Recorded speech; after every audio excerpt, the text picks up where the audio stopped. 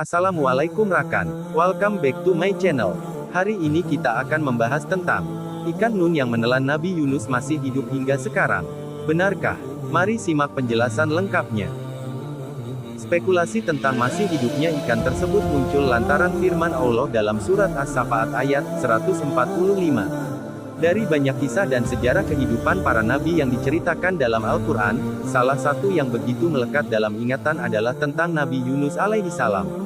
Salah satu kisah yang begitu terkenal dan mukjizat Nabi Yunus adalah saat beliau ditelan oleh seekor ikan besar di tengah lautan. Ia ditelan hidup-hidup dan tinggal di dalam perut ikan raksasa yang konon adalah ikan paus. Selama beberapa waktu ia terombang-ambing di dalam perut ikan tersebut, dibawa mengarungi samudera. Namun berkat tobat serta zikir yang diucapkan, ikan itu akhirnya memuntahkan isi perutnya sehingga Nabi Yunus ikut keluar dalam keadaan masih bernyawa.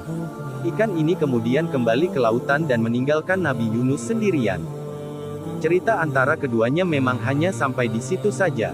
Namun, di saat Nabi Yunus sudah meninggal ribuan tahun silam, sang ikan justru dianggap masih hidup hingga sekarang. Benarkah demikian? Spekulasi tentang masih hidupnya ikan tersebut muncul merujuk firman Allah dalam surat As-Safaat ayat 145. Allah menerangkan jika saat itu Nabi Yunus tidak bertobat, maka ia akan tinggal di dalam perut ikan sampai hari kiamat. 139. Sesungguhnya Yunus benar-benar salah seorang rasul. 140. Ingatlah ketika ia lari ke kapal yang penuh muatan. 141. Kemudian ia ikut berundi lalu dia termasuk orang-orang yang kalah dalam undian. 142. Maka ia ditelan oleh ikan besar dalam keadaan tercela. 143. Maka kalau sekiranya dia tidak termasuk orang-orang yang banyak mengingat Allah. 144. Niscaya ia akan tetap tinggal di perut ikan itu sampai hari berbangkit. 145. Quran Surat As-Safaat ayat 139-145. Berdasarkan tafsir dari berbagai sumber, makna tetap tinggal di perut ikan itu sampai hari berbangkit 145, yakni perut ikan itu akan menjadi kuburnya sampai hari berbangkit. Hal ini kemudian diasumsikan jika ikan tersebut masih hidup hingga saat ini. Namun, tidak ada yang tahu kebenarannya secara pasti.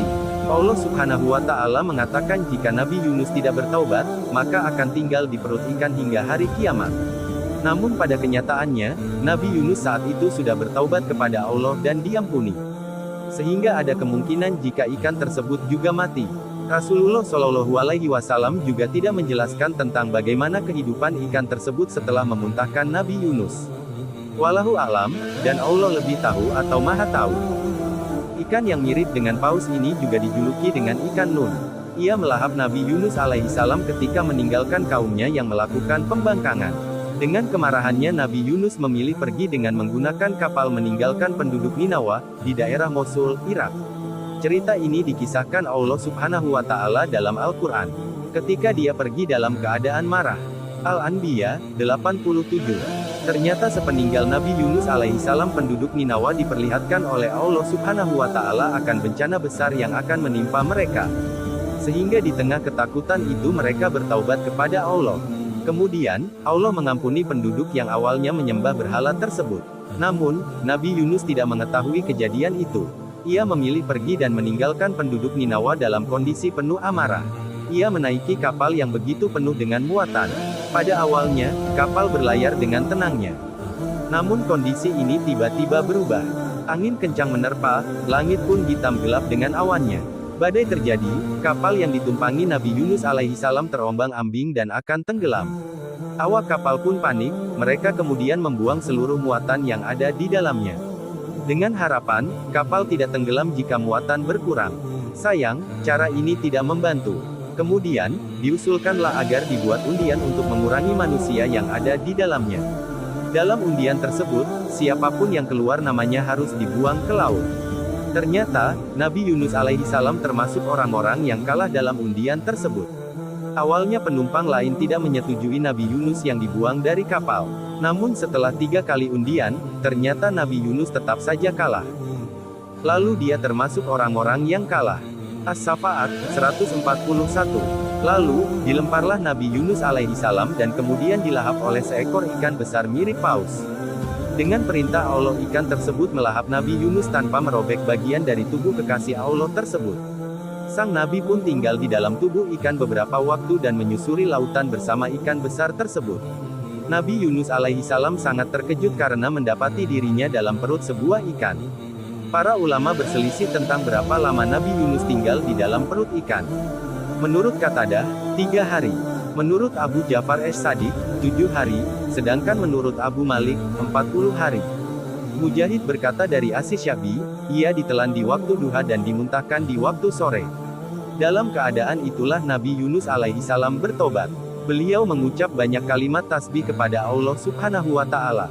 Beliau tak henti-hentinya menangis, tidak makan, tidak minum, dan tidak bergerak. Beginilah doa Nabi Yunus alaihi salam menurut Rasulullah Shallallahu alaihi wasallam. Doa Zunnun, Nabi Yunus ketika ia berdoa dalam perut ikan paus adalah, La ilaha illa anta subhanaka ini kuntu minas zalimin, tidak ada Tuhan yang berhak disembah kecuali Engkau, Maha Suci Engkau, sesungguhnya aku adalah termasuk di antara orang-orang yang berbuat aniaya. Sesungguhnya tidaklah seorang muslim berdoa dengannya dalam suatu masalah melainkan Allah kabulkan baginya. Zikir dan taubat Nabi Yunus kemudian didengar oleh seisi lautan. Mereka mendekati ikan Nun dan mengikuti tasbih yang diucapkan sang Nabi dari dalam perut ikan. Kondisi ini membuat ikan Nun yang menelan Yunus takut dan kaget. Ia ketakutan karena banyak hewan lain dan tumbuhan yang mendekat kepadanya. Mengapa saya harus takut? Bukankah yang memerintahkan adalah Allah Subhanahu wa Ta'ala? Tapi yang aku telan adalah kekasihnya, bagaimana ini? Dalam keadaan bimbang, ikan Nun makin mengeraskan suara tasbihnya hingga dasar laut menjadi hiruk-pikuk. Taubat dan doa Nabi Yunus pun akhirnya diijabah Allah. Dia kemudian memerintahkan ikan agar mengeluarkan Nabi Yunus alaihi salam ke permukaan laut dan membuangnya di suatu pulau yang ditentukan oleh Allah Subhanahu wa Ta'ala. Tubuh Nabi Yunus alaihi salam kemudian dimuntahkan dan terhempas ke daratan dalam keadaan kurus kering. Namun, atas izin Allah Subhanahu wa Ta'ala, tubuh Nabi Yunus alaihi salam bisa kembali sehat dan bugar. Kemudian Allah memerintahkan ikan itu memuntahkan Yunus ke pinggir pantai, lalu Allah tumbuhkan di sana sebuah pohon sejenis labu yang memiliki daun yang lebat yang dapat menaungi Nabi Yunus dan menjaganya dari panas terik matahari. Cerita Nabi Yunus dan ikan berakhir sampai di situ, tidak ada yang mengetahui bagaimana nasib ikan tersebut saat ini. Hanya Allah Subhanahu wa Ta'ala yang Maha Mengetahui.